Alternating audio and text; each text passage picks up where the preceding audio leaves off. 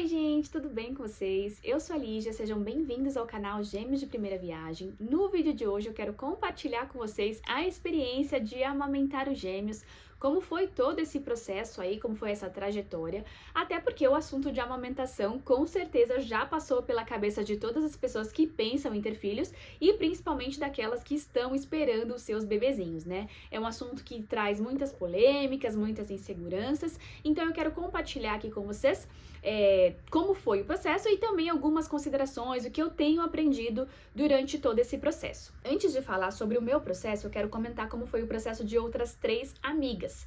Nós engravidamos muito próximas, então todas nós tínhamos ali as nossas inseguranças, as nossas dúvidas relacionadas à amamentação, mas nós tínhamos uma coisa em comum, era que nós 4 pretendíamos amamentar os nossos bebezinhos com leite materno. A primeira delas que ganhou o bebezinho dela nasceu com insuficiência respiratória e ele precisou ficar na UTI ali uns 3, 4 dias. Nesse período que ele esteve na UTI, ofereceram a fórmula para ele. Porém, depois que eles foram para casa, ela conseguiu estabelecer a amamentação exclusiva no peito. Então ela insistiu ali, claro que com todos os desafios, mas ela conseguiu amamentá-lo super bem até os 3, 4 meses. Inclusive depois a dificuldade dela foi introduzir a mamadeira quando ele já estava um pouquinho maior e ela precisaria retornar ao trabalho.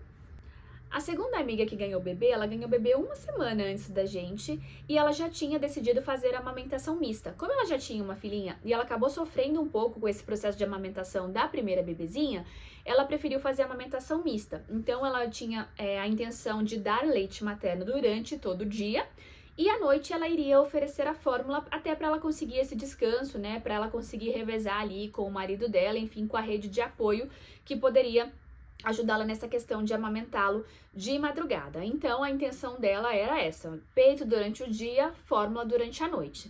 Mas o bebezinho dela rejeitou o leite do peito. Então, não tinha quem fizesse o menino tomar o leite do peito. Então, no peito, na mamadeira, no copo, ela fez de tudo. Ele não queria o leite do peito, ele simplesmente só queria tomar a fórmula. E aí, ela ficou produzindo leite até 3, 4 meses, jorrava leite, literalmente, e o bebê dela não quis mamar. E a minha terceira amiga, que ganhou o bebê um mês depois de mim, ela tinha um sonho de amamentar, então assim, ela queria muito amamentar exclusivamente até os 6 meses. Então ela já tinha decidido que enfrentaria todo e qualquer desafio, porque o sonho dela era amamentar no peito, sempre foi uma coisa que ela achou lindo e ela queria muito fazer isso. Porém, nos primeiros meses, o bebezinho dela não estava ganhando peso suficiente, então a pediatra precisou receitar um complemento. Então ele ficou no peito mais o complemento, mas para ela também foi uma frustração porque ela realmente queria amamentar somente no peito. Por que eu tô comentando sobre isso com vocês? É só para vocês entenderem que a nossa intenção principal era a mesma. Nós 4 queríamos amamentar no peito e nós 4 tivemos experiências completamente diferentes. Por quê? Cada corpo é um corpo, cada bebê é diferente, cada organismo reage de uma forma. Então, tudo que as pessoas disseram não se concretizou, não se confirmou. Essa minha amiga que o bebê dela ficou na UTI, muitas pessoas falaram: olha, depois que a criança pega a fórmula, não pega mais o peito. Depois que a criança fica internada, aí ela não aceita mais amamentar porque não mamou nos primeiros dias. A minha outra amiga que o bebê rejeitou o leite do peito, todo mundo falava: ai, o bebê que não mama, o seu leite vai secar. Ela ficou 4 meses produzindo um montão de leite e o leite dela não secou mesmo sem o bebê dela mamar. Essa outra minha amiga fez de tudo, alimentação, né, super regrada, tudo direitinho para conseguir produzir o leite, bebendo muita água, e ela não conseguiu produzir o leite suficiente. Então, gente, cada organismo, cada pessoa é totalmente diferente. Não existe receita mágica, não existe receita pronta para amamentação. Então, tudo que vier de, é só você fazer isso, é só você fazer aquilo, não existe. Desencane disso, porque cada pessoa tem uma experiência totalmente individualizada. Então, posto isso, vamos lá que eu vou compartilhar com vocês como foi o processo dos gêmeos. No vídeo anterior, que eu falei sobre o parto dos meninos, eu comentei com vocês que o Henry, que é o meu filho mais novo, ele nasceu com peso baixo e ele nasceu com hipoglicemia. Então, desde o primeiro dia, a médica já pediu para que ele fosse alimentado de forma complementar com a fórmula. Então, desde o dia 1, o Henry já passou a tomar fórmula de 3 em 3 horas e assim seguiu a orientação. No terceiro dia, o Isaac, ele perdeu 13% do peso dele, então ele perdeu quase 700 gramas do dia que ele nasceu até o terceiro dia. A glicemia dele também baixou e a partir do terceiro dia também foi receitado para ele o complemento com fórmula. Quando nós tivemos alta, então a orientação era amamentação no peito em livre demanda. Primeiro tentava no peito normal, se não desse certo, colocar o bico de silicone, mas de qualquer forma sempre oferecer o complemento. Mas a gente tinha ficado realmente um pouco inseguro se o Isaac tinha ficado com fome, se foi uma falha nossa, se foi uma falta de orientação. Então nós já tínhamos conversado e assim que nós saímos do hospital, eu já fui até uma loja e aluguei um extrator de leite, aqueles automáticos. A minha principal motivação de ter alugado a bomba foi para saber a quantidade de leite que eu estava produzindo, como estava funcionando, porque no peito não tem como você saber. Tem crianças que mamam 1 hora e não mamam o suficiente, tem crianças que em 5, 10 minutos mamam muito, né, e ficam lá desmaiando de tão satisfeitas que estão. Então eu queria fazer esse controle porque realmente eu tive receio, né, da nossa falta de experiência ali na maternidade, assim, estando cercado de pessoas que teoricamente estavam, né, ali para nos ajudar. A gente já passou por essa situação, imagina estando em casa, sozinhos, sem a devida orientação. Por ser final de ano, a gente estava com uma dificuldade de marcar o pediatra, né? Então, na última semana do ano, os pediatras, a maioria já estavam de férias. Então, a gente falou, se a gente não conseguir pediatra agora na última semana, o que a gente vai fazer, né? Sem saber se as crianças estavam mamando. Então, a gente conversou e optamos por seguir da seguinte forma. A gente tentava amamentá-los no peito, sempre foi assim. Eles mamavam 5 minutos e já pegavam no sono. Aí a gente acordava, complementava com fórmula. E aí, nesse período que eles estavam dormindo, eu extraía com o extrator de leite. Então, no começo deu super certo, eu consegui extrair bastante leite. Claro que nunca consegui fazer o estoque, mas assim, eu extraía bastante. Então, às vezes eu extraía 150, 200 ml ali nas primeiras semanas. E aí, a gente passou a oferecer sempre o leite na mamadeira. Então eles mamavam um pouquinho no peito, não conseguia mamar, mamava 5 minutinhos ali, já desistia, a gente já dava o leite do peito na mamadeira. E aí nas 2, 3 primeiras semanas estava dando super certo eu dar leite do peito o dia inteiro, mesmo que na mamadeira, e aí eles só mamavam fórmula durante a madrugada. Depois de uns 10, 15 dias, aumentou um pouco a quantidade.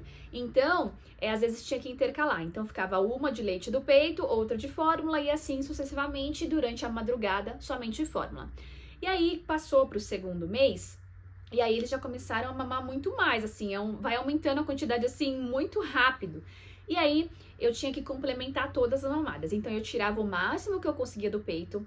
Na minha visão, era até uma quantidade legal. Tinha vezes que eu conseguia extrair 300, 320 ml, mas não era suficiente. A gente dava pra eles e aí daqui 2 horas, 2 horas e meia, eles já queriam mamar mais. E aí eu tentava extrair, não saía. A gente precisava oferecer a fórmula. E tinham vezes que eu tirava tudo que eu conseguia do peito, dava pra eles e eles ainda ficavam pedindo mais. Então, às vezes, eles ainda tomavam mais 30 ml de fórmula. De qualquer forma, eu estava disposta a seguir dessa forma, né, extraindo tudo que eu conseguisse de leite. Então, a gente oferecia o que tinha extraído na próxima mamada. Não conseguia extrair, a gente oferecia a fórmula. Porém, chegou no mês de fevereiro, mais ou menos ali no dia 8, dia 9, o meu leite começou a diminuir. Então, eu consegui tirar 30, 40 ml e aí, em questão de 4 ou 5 dias, o meu leite secou completamente. E aí, eu não fui atrás de médico, de consultoria, de nada disso. O meu leite secou, eu falei, gente, secou, acabou, então agora a gente vai seguir somente com a fórmula. Quando nós descobrimos que seriam gêmeos, o meu único pedido, assim, para Deus foi que eles viessem com saúde. Então, eu não queria ficar focada, né, em amamentação, em maternidade, em enxoval, nada disso. Falei, meu Deus, tomara que venha com saúde, porque, né, isso sempre ficou muito claro, né, do alto risco de gestação gemelar, de um se desenvolver e outro não.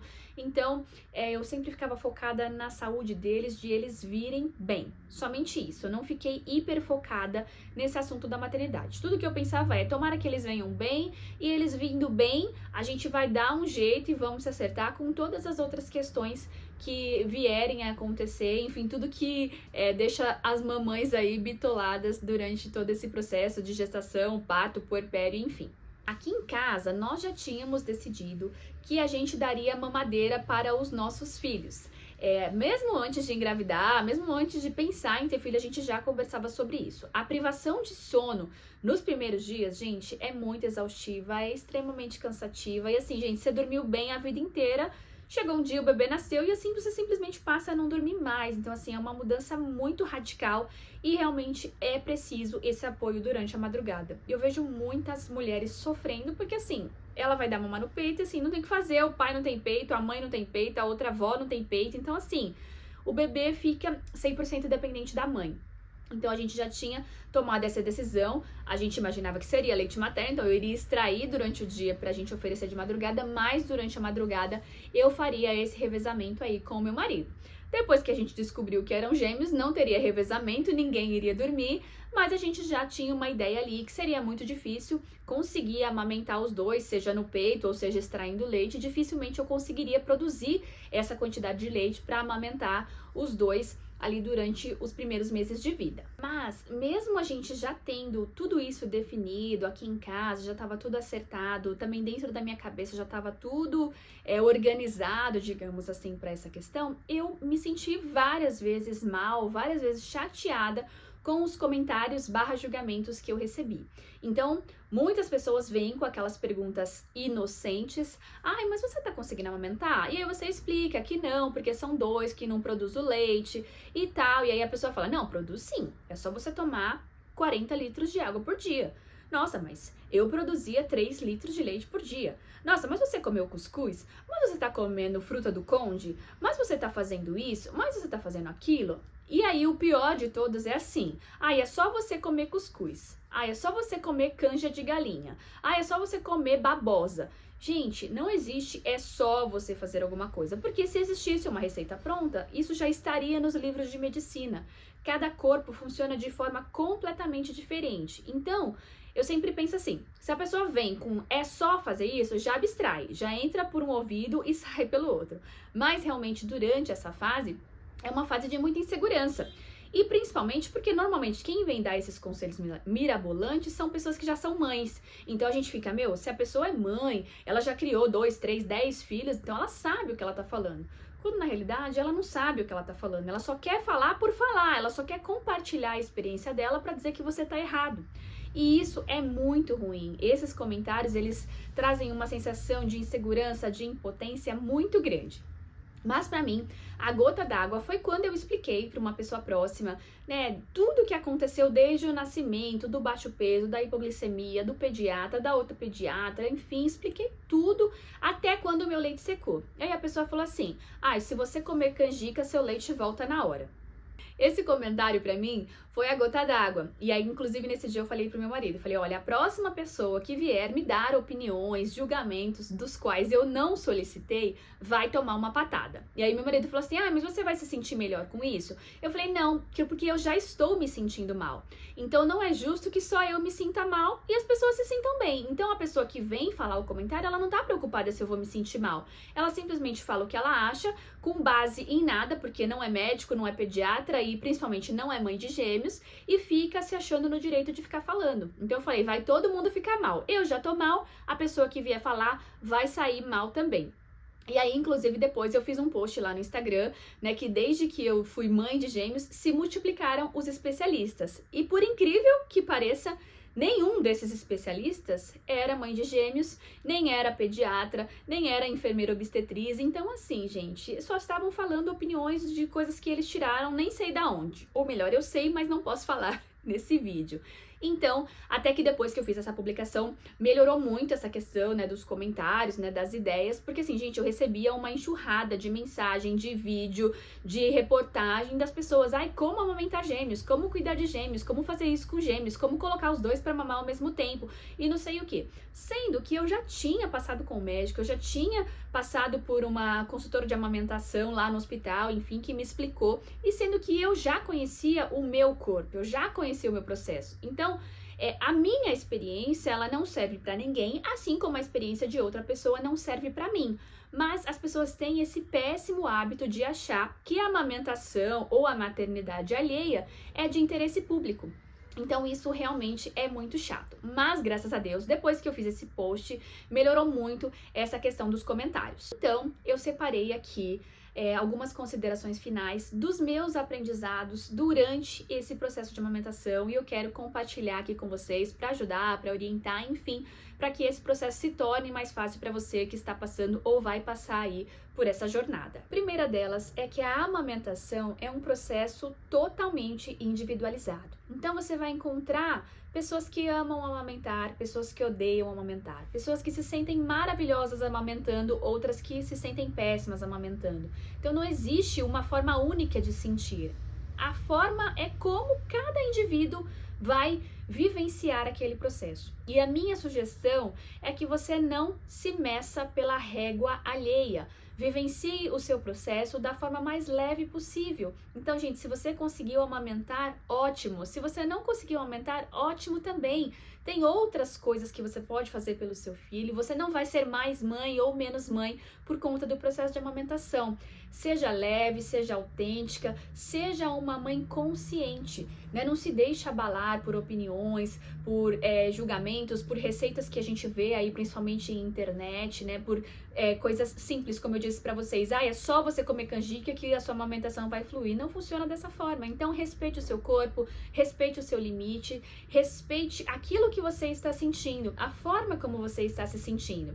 É super importante que a mãe esteja bem. Eu sempre gosto de repetir isso, foi uma coisa que o meu marido me falou uma vez, que é mamãe bem, bebê bem. Então não adianta você estar fazendo um esforço descomunal para amamentar o seu filho, sendo que todo o resto você está deixando a desejar. Então seja leve e vivencie esse processo da melhor forma que você conseguir. Segunda consideração, pare de ouvir especialista de internet. No Instagram tá cheio de mestre, doutor, pós-doutor, que tem a fórmula mágica para sua amamentação. Então, aparece direto aqueles anúncios, nossa, a pessoa não conseguiu amamentar, do nada fez uma aula com a doutora fulana e já está amamentando, né, tá produzindo 3 litros de leite por dia, né, isso não existe, né, gente? Então, é muito fácil, é engraçado que no mundo da internet tudo é rápido, é só você fazer isso, né, como eu falei pra vocês, é só você assistir o meu vídeo que você vai conseguir, é só você fazer a minha aula que você vai conseguir amamentar, é só você fazer aquilo lá que o seu peito vai cicatrizar.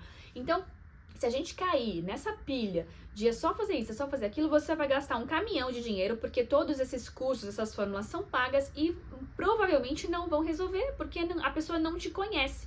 Se existisse de fato essa fórmula mágica, ela já seria sido divulgada ou publicada aí nos principais livros de medicina. Então, esquece esse negócio de Instagram, vai ver o que dá para você fazer e se de fato você quiser fazer uma consultoria, tem um monte de enfermeira, né, de especialistas sérios, peça a indicação pro seu obstetra, a pessoa que está te acompanhando e de uma pessoa, né, de um especialista que venha até você, que entenda, que saiba da sua rotina e que de fato vá te auxiliar ali no seu local. Essa história de fórmula mágica de internet não existe e na verdade mais atrapalha do que de fato ajuda, porque a gente fica tentando um monte de receita de fórmula mirabolante e se não tem resultado, gera uma grande frustração.